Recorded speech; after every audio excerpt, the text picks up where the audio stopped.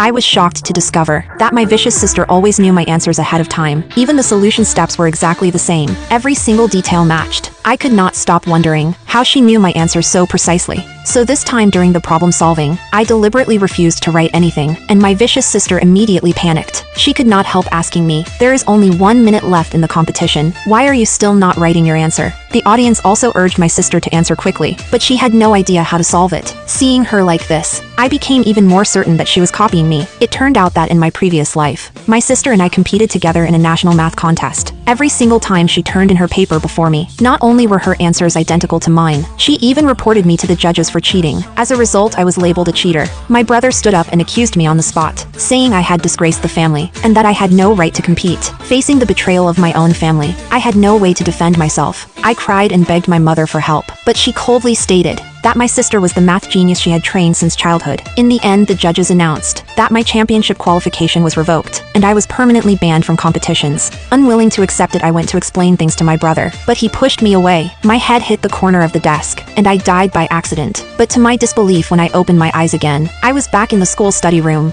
3 days before the competition countdown, looking at my vicious sister mocking me beside me, I decided I would not endure it anymore. I slapped her backhandedly. My mother rushed over after hearing the news and scolded me without asking what happened. She emphasized again in front of everyone that my sister was a once-in-a-lifetime genius. Remembering the favoritism from my past life, my eyes turned colder and colder. In this life, I would never be her stepping stone again. My vicious sister walked up pretending to be kind and took out a golden pen, saying she had specially gotten it for me, hoping it would help me win the championship. The moment I took the pen, I understood everything. In my previous life, she used this pen, which hid a micro camera, to steal my solution process. This time I accepted the pen and played along. My unusual behavior made her suspicious, but my mother told her to focus on preparing for the competition. My sister thought, as long as I competed, she could copy my answers again and win. But what she did not know was that I had already erased the old problem on the blackboard and started writing a brand new one. A few days later, my brother saw my sister still playing games and urged her to prepare for the competition, but she was full of confidence, saying she had already decided on the problem and explained it publicly on the blackboard. She fluently wrote down all kinds of formulas and even added a special formula. Watching this, I felt completely calm because this was exactly my solution from my past life. When my sister wrote down the final answer, I walked onto the stage and wrote the exact same steps with chalk. Then I told everyone that I had deliberately added a rare formula in my solution, which was why the answers were exactly the same. Soon it was the day of the competition. My sister mocked me in the waiting area, but I calmly replied, even if the problem is the same, the solution cannot be identical word for word. The competition started shortly after. My mother and brother were cheering for my sister. I confidently wrote down the problem. My original method would definitely amaze everyone, but my sister pressed the buzzer and presented the exact same problem on stage.